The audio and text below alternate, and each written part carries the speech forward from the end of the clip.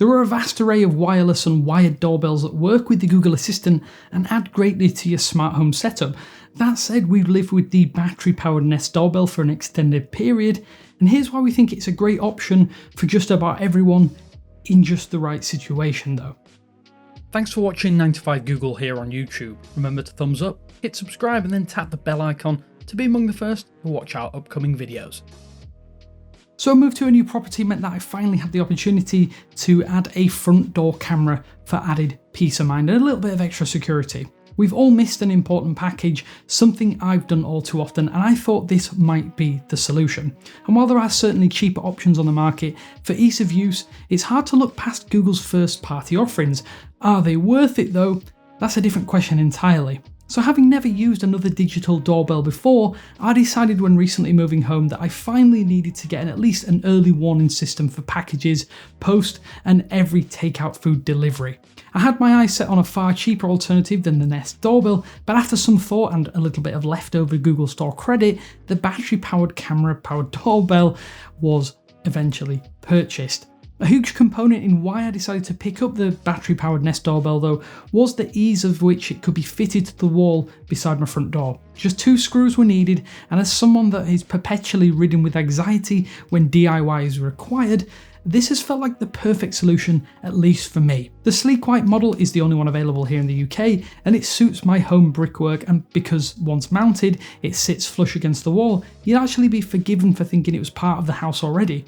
My major gripe though is the fact that the doorbell button ring light could be a little more obvious in direct sunlight. Visitors seem to press the button around 8 out of 10 times, which is much lower than the 10 out of 10 that I'd actually like, but it's still better that I do know that there's someone coming to the door. I'd wager that this can be alleviated with better placement near or around your front door, so I would suggest choosing where you mount this carefully. If you are able, I would suggest also tweaking just how you point the camera itself or the doorbell itself.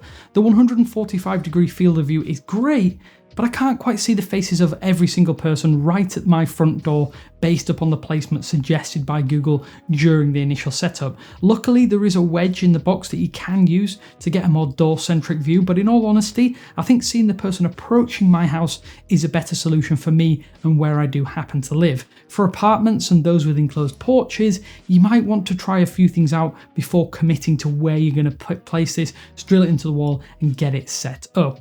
It's also still pretty important to note as well that you still can't access 24/7 recording with the Nest Doorbell, at least the battery-powered version, even if you do find or manage to find a way to wire this in manually with USB-C cable. This means that a Nest Aware or Nest Aware Plus subscription might not be as valuable unless you want access to up to 60 days of quite short recordings. I personally felt that the base recordings were enough for my needs, and the onboard storage auto clearing simplified things, at least in my scenario. However, the fact that it auto clears after just 3 hours, I think is absolutely criminal, given that Google has marketed this as having 3 hours of actual storage on the device. And that would mean quite a lot of 30-second clips, but there's certainly a push here by Google to get people to buy Nest Aware subscriptions. That's kind of understandable, albeit a little bit frustrating.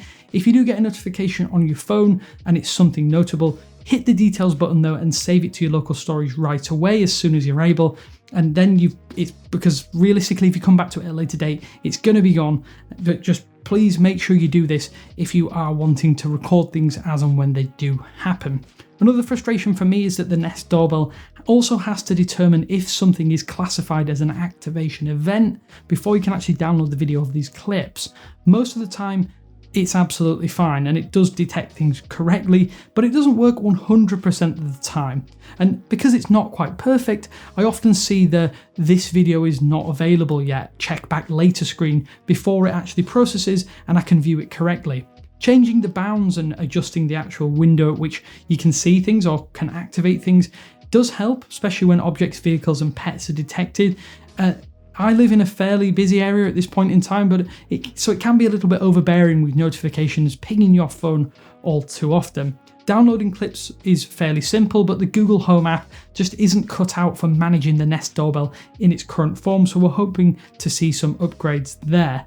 Overall though, the history management and clip optimization is fine for basic use, but just could be a lot better. On Pixel phones though, I will say that the direct integration with the at-a-glance widget at your home and lock screen is a key selling feature, and actually one of the reasons that I did think of picking this up over other options even though it costs quite a bit more. You'll get a mini GIF preview when someone activates the Nest Doorbell, prompting you to unlock your phone or open the live video preview, and then you can provide that two-way communication which is available here. 2. The event detection limitation for recording has been an annoyance for the couple of months or so that I've actually been using the Nest Doorbell every single day. That said, I figured if I truly needed long-term storage, things like screen recording my Pixel display would suffice for live video, but it would mean losing out on potentially important details if your doorbell hasn't deciphered what's going on. In all honesty, I'd wager that for most people, it'll be a fairly firm solution too, although this shouldn't be a catch-all answer when things are not working as they should or as you'd hope they would. At just 1080p though, the video quality on the Nest Doorbell is far from the most high resolution, but it's enough to make out just who or what is approaching your door. The night vision mode as well, that's pretty solid, but it does take a little step down in overall quality and clarity as you'd expect.